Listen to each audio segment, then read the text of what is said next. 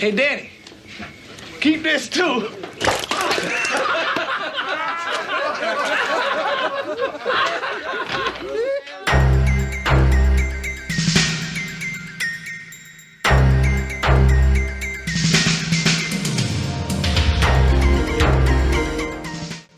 We're talking Tour of Duty Season 2, Episode 12, and this is one of those episodes that has multiple stories that kind of somewhat connect.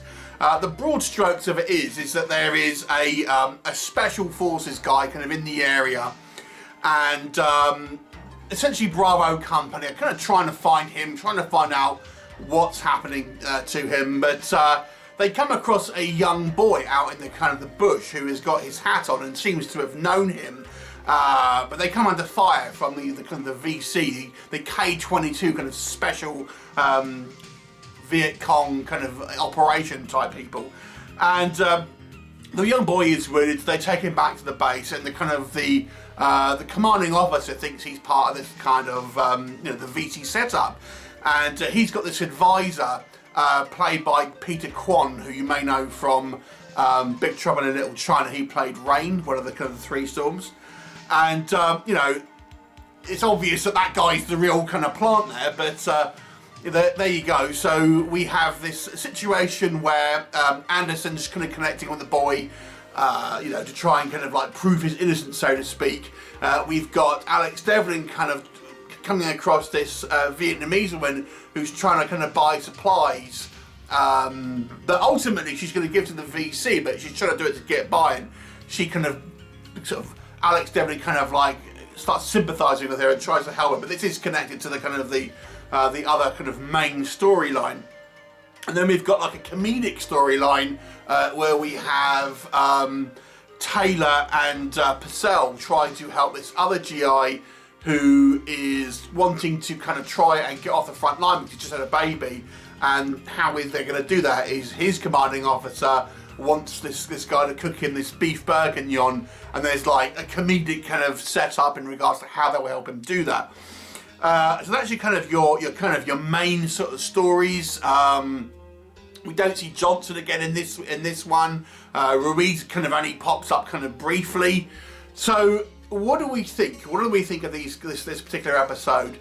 I will say this ends up in quite a good setup where we have to try and kind of get away from this kind of like this special operations really interrogating this young boy or kind of torching the village. Anderson and Goldman kind of agree to kind of go on this sort of dangerous mission, and it's kind of quite a good setup because they're kind of go against these K-22 kind of special operations unit, which the hype is that they're kind of like that much worse than anything else, albeit that mission is kind of very, very short and ultimately isn't really kind of that big a deal when it's all kind of said and done, and the kind of the lead up is quite intense, and then the actual mission is relatively kind of short-lived.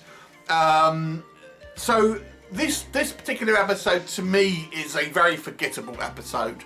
I think the setup for this particular kind of mission was interesting, but the payoff was lackluster. It wasn't bad, it just particularly, it wasn't all that kind of hype of like, right, Anderson and Goldman are going to go on this really kind of dangerous mission and it's over in a couple of minutes, and we spend time with this ridiculous kind of like chef storyline where they kind of get this chef to kind of cook this beef bourguignon. It's just a waste. It's filling in things for these actors to do to have these kind of storylines.